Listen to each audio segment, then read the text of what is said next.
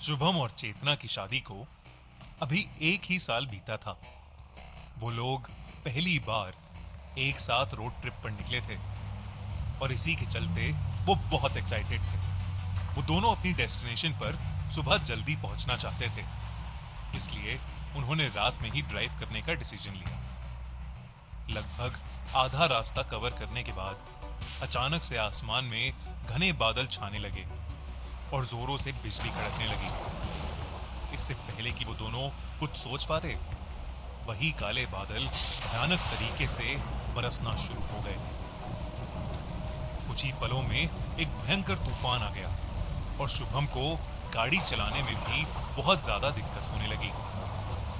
बारिश इतनी तेज थी कि शुभम आगे कुछ देख ही नहीं पा रहा था। उसने गाड़ी रोड के साइड में लगा दी। तूफान अब इतना बढ़ चुका था कि चेतना घबराने लगी। तभी शुभम को रोड की बाईं तरफ एक बड़ी सी हवेली दिखाई दी। वो वहां जाना तो नहीं चाहता था, पर तूफान के रुकने के कोई आसार नहीं लग रहे थे और रोड पर रुके रहना उसे सेफ नहीं लग रहा था। शुभम ने अपनी गाड़ी उस हवेली की तरफ ले ली। वो हवेली बहुत ही बड़ी और खूबसूरत थी। गाड़ी से उतरकर उन्होंने उस हवेली का बड़ा सा दरवाजा खटखटाया, पर किसी ने भी दरवाजा नहीं खोला। कुछ देर तक दरवाजा खटखटाने पर भी कोई नहीं आया, तो उन्हें लगा कि शायद घर पर कोई नहीं है। वो दोनों वहां से जाने लगे कि तभी बाहर का तूफान और भी ज्यादा भयंकर हो गया और बिजली इतनी जोर से कड़कने लगी कि मानो आसमान को चीर रही हो। शुभम ने अब बिना कुछ सोचे समझे हवेली के कोने में लगा शीशा पत्थर से तोड़ दिया और खिड़की खोलकर चेतना को लेकर अंदर कूद गया। हवेली के उस कमरे में बहुत अंधेरा था। शुभम उस कमरे की लाइट जलाने की कोशिश कर रहा था, लेकिन शायद उस घर में बिजली नहीं थी। चेतना उस कमरे को अपने मोबाइल टॉर्च की लाइट में एक्सप्लोर करने लगी। उस कमरे के एक कोने में एक बक्सा पड़ा था, जिसके ऊपर कुछ कैंडल्स रखी थीं। चेतना ने वो कैंडल्स शुभम को दी और खुद वो उस बक्से को खोलकर देखने लगी। उस बक्से के अंदर बड़े सारे कपड़े, पायल, घुंघरू और श्रृंगार का सामान रखा था। ऐसा लग रहा था कि जैसे वो कमरा और सामान किसी रानी का हो। इतने में शुभम ने कैंडल्स जला दी और कमरे में रोशनी आ गई। वो दोनों उसी कमरे में बैठ गए और बारिश के रुकने का इंतजार करने लगे।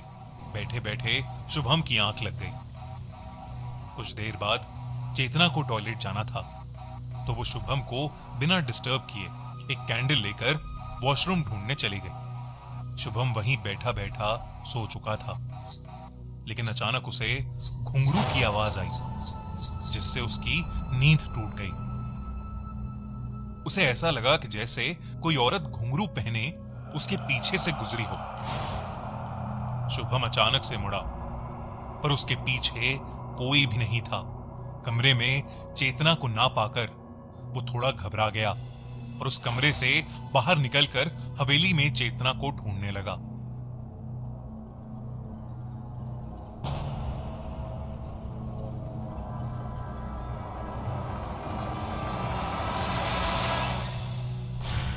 तभी वो घुंघरू की आवाज और तेज हो गई।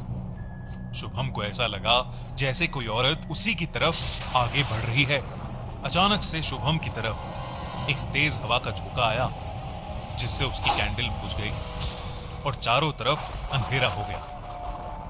घुंघरू की आवाज भी हवा के झोंके के साथ बंद हो गई, लेकिन अब शुभम को ऐसा लग रहा था जैसे कोई उसके एकदम पास खड़ा है। भी जोरों से बिजली कड़की और उस बिजली की चमक में उसने जो देखा, उसे देखकर उसके रोंगटे खड़े हो गए। उसके ठीक सामने एक भयानक चुड़ैल खड़ी थी।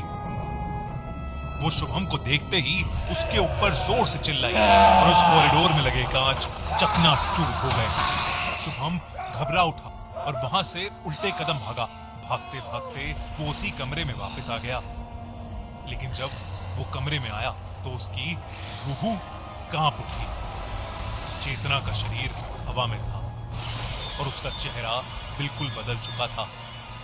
उसके माथे पर एक लाल रंग का टीका था और उसके बाल और आंखों का काजल बिखरा हुआ था।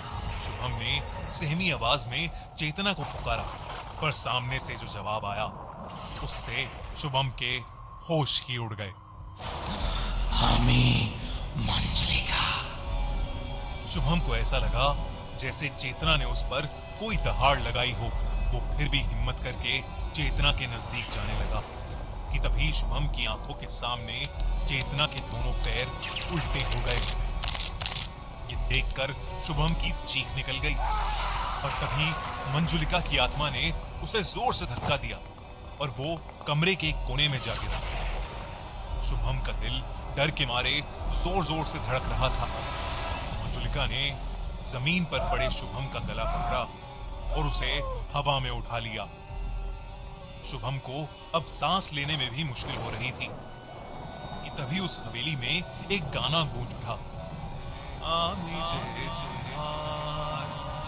और उस आवाज के आते ही मंजुलिका हवा के झोंके की तरह चेतना के शरीर से बाहर निकली और गायब हो गई। चेतना बेहोश होकर नीचे गिर गई। शुभम ने उसे उठाया और जिस खिड़की को तोड़कर वो अंदर आया था उसी से वो बाहर भाग गया। उसने चेतना को गाड़ी की पिछली सीट पर लिटाया और उस तूफान में ही वहां से भाग गया। चेतना को अपने साथ हुए हादसे के बारे में कुछ भी याद नहीं था, लेकिन शुभम अपने साथ हुआ यह हादसा फिर कभी नहीं भूल पाएगा।